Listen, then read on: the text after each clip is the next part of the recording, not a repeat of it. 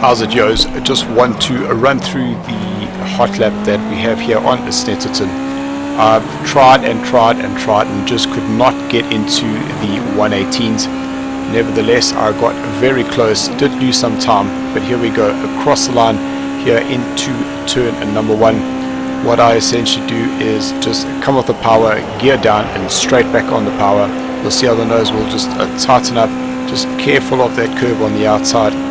Okay, just before the 200 meter board, down into second, now into first, let the car rotate, straight back on the power.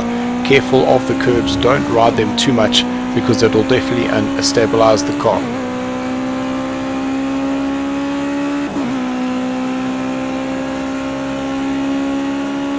So now coming up to Brundle, then into Nelson, it's a 2-zone braking. So as you go past the Brundle, on the brakes, hard, turn in.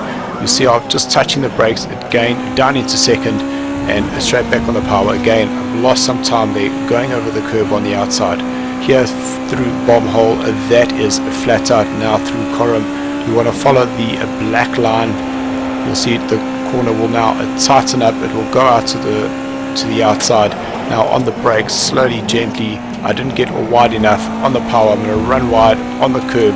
That's going to allow the car to oversteer once again. So I reckon I lost about 0.3 of making those little mistakes, and I cross the line and I do a 1:19.1 and just not able to get into the 18s.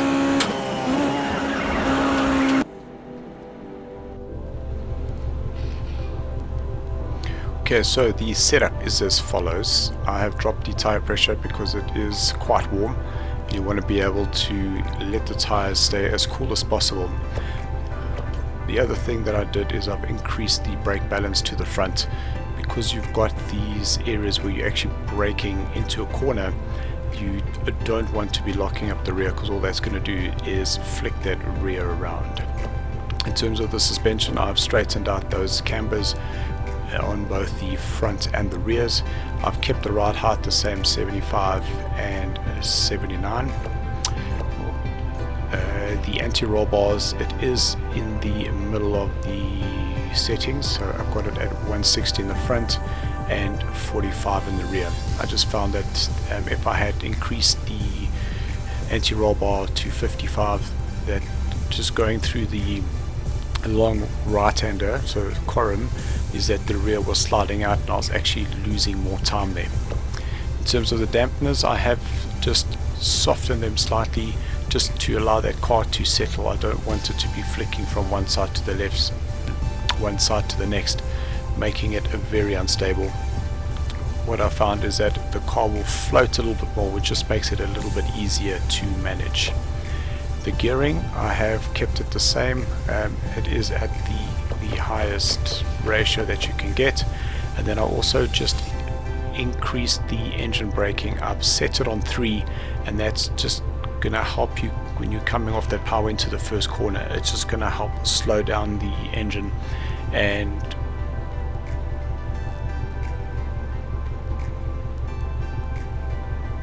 just assist with the braking thereof.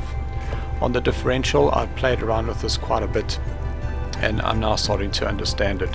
What this is doing is it's now just allowing the actual axle to be locked up when you're on the acceleration, and I found that this is giving you a little bit more of a lock, but it definitely is helping you through the faster corners. And for the guys that are struggling, this is why we practice.